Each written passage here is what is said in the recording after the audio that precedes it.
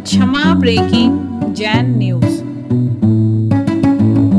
जगत पूज मुनि निर्यापक श्री 108 सुधा सागर जी महाराज के चरणों में बारंबार नमोस्तु।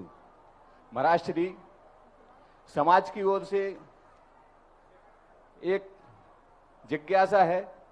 समाज में आजकल समाज के श्रेष्ठी जन कुछ महाराजों के पास जाकर इस प्रकार की चर्चा करते कि समाज के बीच में कोई चर्चा नहीं करते, अलग से कमरे में बैठ के महाराज जी के पास चर्चा करते और समाज में वातावरण दूषित करते हैं महाराज जी। तो ऐसे श्रावक श्रेष्ठियों को कौन से कर्म का बंध होगा और ऐसे श्रावक श्रेष्ठियों को समाज का क्या कर्तव्य होता है, इनको समाज क्या करे? नमोस्तु महाराज जी। ये क्या है कि मुनि भक्ति का ढोंग करके मुनि विरोधी कहलाते हैं, ये आस्तीन के सांप कहलाते हैं। एक आस्तीन हमारे शास्त्रों में आता है कि कभी कभी दुश्मन बन करके हम वो कार्य नहीं कर पाते तो अपना बन के करते। तो वो क्या करते हैं, किसी मुनि को अपने पक्ष में लेकर के दूसरे मुनियों के लिए बुराई करते हैं, उनकी निंदा करवाते हैं और उनकी आलोचना करते हैं। तो ये मुनि भक्त नहीं कहलाते, ये मुनि विरोधी कहलाते। मुनि भक्त समाज अलग होती है, मुनि भक्त समाज की स्थिति अलग होती है। एक बार एक व्यक्ति ने, हमारे पूज्य बहुत कट्टर मुनि भक्त थे, नाम नहीं ले रहा हूँ, राजस्थान की घटना है, उन्होंने आचार्य श्री के संबंध में कुछ कहा। तो मैंने कही भाई आप मुनि भक्तों में आते? बोले हाँ। मैंने कही आचार्य श्री की आप बुराई कर रहे हैं, आचार्य श्री मुनि हैं कि नहीं? बोले मुनि तो हैं लेकिन वो हमारे पक्ष के नहीं हैं। उन्होंने स्पष्ट कहा हमारे पक्ष के नहीं हैं, हमारे विचार के नहीं हैं, हमारे पंथ के नहीं हैं और हमारे लिए उनसे कोई भी सम्मान नहीं मिलता है, इसलिए हम उनका विरोध करते हैं। तो फिर कहीं मुनि भक्त तो नहीं हुए ना आप अपने पक्ष भक्त हुए। ऐसा ही अपने समाज में आजकल, पहले बुंदेलखंड में ऐसा नहीं था, कुछ बुंदेलखंडियों में ही पाखंडी हो गए हम, जो मुनियों में बंटवारा कर रहे हैं,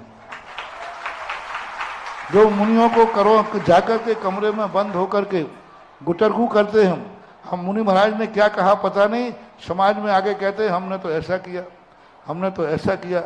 अरे तुम कौन होते हो मुनियों के संग के बंटवारे करने वाले? मुनियों के संग हम तुम लोगों के घर में तो इंटरफियर नहीं करते, तुम लोग क्यों करते? ये मुनि विरोधी है, ये कट्टर मुनि विरोधी हैं। इनकी वही दशा होगी जो राजा श्रेणिक की हुई थी, क्योंकि ये मुनियों का विरोध मुनियों में फूट डाल रहे हैं, संघों में फूट डाल रहे हैं। मुनि की बात, इस मुनि की बात उनसे कह जाते हैं, उन मुनि की बात उनसे कह जाते हैं। और जो मुनि थोड़े कमजोर होते हैं ना, बुद्धि नहीं लगा पाते हैं, ऐसे चापलूसों की बातों में आ जाते हैं। और उनको ये पता नहीं है कि ये चापलूस जो कमरा बंद करके बात कर रहे हैं, बाहर जाके कह देंगे हमसे तो महाराज ने कहा था। भले कमरा बंद करके, लेकिन बाहर जाके क्या कह देंगे, हमसे कमरा बंद करने के कहा था। एक दो लोग आए मेरे पास, तो मैंने कहा भाई एक नहीं महाराज जी ने हमसे कहा था और उन्होंने ये कह दिया था किसी से कहना मत। तो मैंने तुमने तो मुझसे तो कह दिया। तो ये बहुत अनर्थ हो रहा है, समाज को इसमें जागरूक होना चाहिए।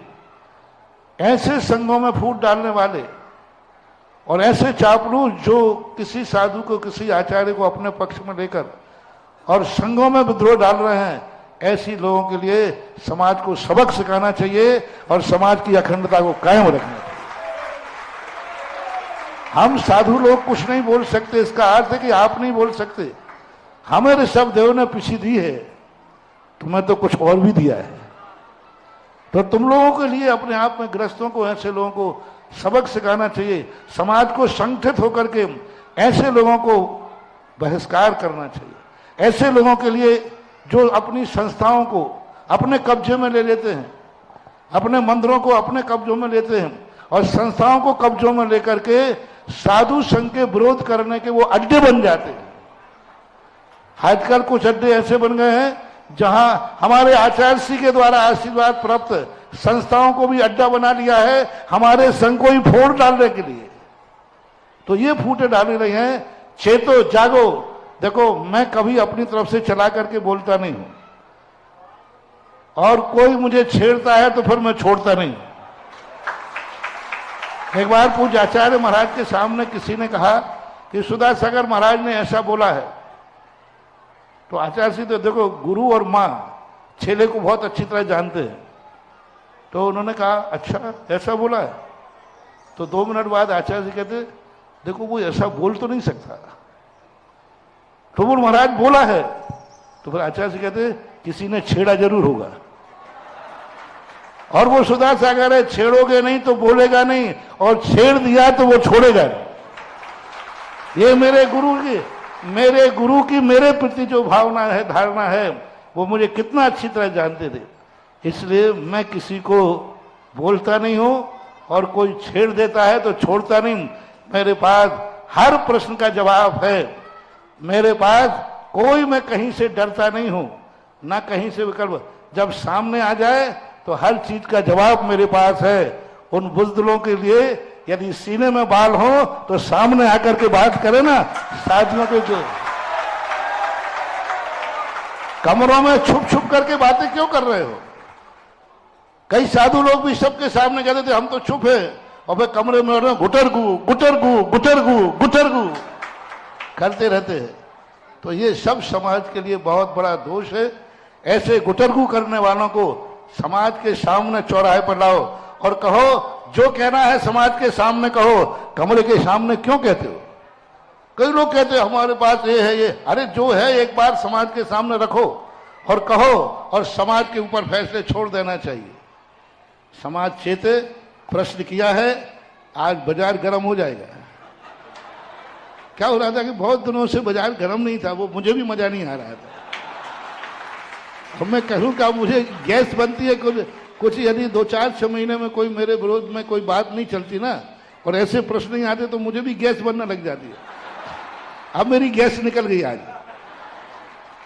और गैस, क्योंकि ये स्थितियां समाज चेतो जागो, और बुंदेलखंडी समाज एक अखंड समाज रही है।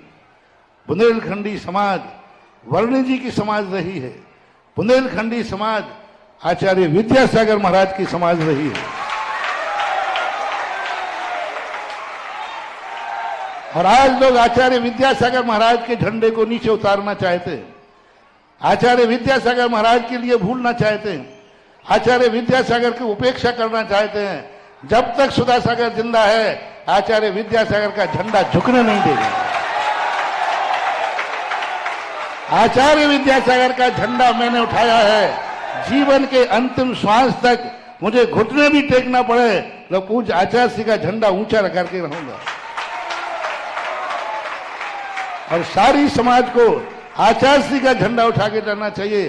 अपन आचार्य विद्यासागर महाराज के चेले, बुंदेलखंड आचार्य विद्यासागर का है। बुंदेलखंड पर जो उपकार हैं आचार्य विद्यासागर महाराज के हैं, हम सब उनके ऋणी हैं, अपन सब उनके हैं। आचार्य महाराज ने बुंदेलखंड को एक अखंड रूप दिया है, अपन उसकी अखंडता कायम रखें। एक कमरों में बैठकर गुटरगु करने वालों को समाज को सबक सिखाना चाहिए, और समाज को सबक सिखाने में पीछे नहीं हटना चाहिए, क्योंकि ये कुकरमुत्ते बाद में बहुत परेशान करते हैं। मेरे विरोध के संबंध में कितने पंपलेट निकले, शुरू से निकलते आए। एक बार जयपुर में एक व्यक्ति पंपलेट बांट रहा था सभा में धीरे धीरे। अब मैंने देख लिया तो मैंने प्रवचन बंद करा। मैंने कहा ये प्रवचन तो बाद में सुन लेना, पहले वो पंपलेट बांट दिया, सब लोग ले लो। तो महानुभाव, सारे भारत से मेरा कहना है कि मेरा प्रवचन भली कम सुनना, लेकिन मेरे विरोध में कोई व्हाट्सएप निकाले, पंपलेट निकाले, उसे जरूर पढ़ना मेरी तमन्ना है। मेरे भक्त सबसे मेरा कहना है, मेरे विरोध मैं जब बोलूं तो शायद भली तुम सो जाना, मेरी बात भली मत सुनना, लेकिन मेरा विरोधी जब मेरी कोई आलोचना करे उस बात को जरूर अच्छी तरह पढ़ना, जरूर अच्छी तरह पढ़ना, और फिर पढ़ करके फिर मेरी जिंदगी को देखना, फिर जो अच्छा लगे वह तुम करना, क्योंकि मेरा चुनाव चिन्ह कुत्ता है। मैं उन्हीं कुत्तों के बल पर जीतता हूं। आज तक मैंने इतनी ऊंचाइयां पाई भक्तों की बदौलत नहीं, भक्तों की बदौलत। आज सारे भारत में मुझे जानते हैं, महाराष्ट्र में भी मैं गया नहीं हूं, दक्षिण में भी गया नहीं हूं, भट्टारक जी के पास एक कहा कि बोले आप महाराज को जान, बोले वसुधा सागर कौन नहीं जानता। मैंने कैसे जानते हो? बोले उनके विरोधियों ने मुझे बता दिया। तो विरोधी भी एक बहुत बड़ी चीज है महानुभाव, जहां तक भक्त नहीं पहुंच सकता वहां विरोधी पहुंचा देता है। विरोधी व्यक्ति एक ऐसी जाना, उसकी पहचान बन जाती है, दुनिया जानने लग जाती है। और मैंने तो कहा आज तक मैं जीतता आया हूं भक्तों के बल पर नहीं, इसलिए मैंने तो अपना चुनाव चिन्ह क्या बना दिया? मेरा चुनाव चिन्ह कुत्ता है, कृपया करके इन कुत्तों को भौंकने दो, इसी से तो मैं जीतूंगा। क्योंकि चुनाव चिन्ह जितना चिल्लाएगा उतनी वोट मिलेंगी। हाँ, वो प्रचारक है, वो वोटर लाता है, इकट्ठे करता है, वो भौंक करता है, 100 वोट आ जाते। और जब जब कोई वो ऐसा भौंका है तब तक जरूर मैंने एक कदम ऊंचाई का पाया है। कभी भी मेरी तो जिंदगी 40 साल है, जब जब किसी चीज की बुराई हुई है, नियम से मेरे भक्त बड़े हैं, मेरे फॉलोवर बड़े हैं, मेरी श्रद्धा बड़ी है, मेरा कद बड़ा है, और आज मैं इन आलोचकों की बदौलत बहुत बड़ा हो गया हूं। निंदक निंदक निंदक तू ना मरिए रे, नहीं तो निंदा करेगा कौन?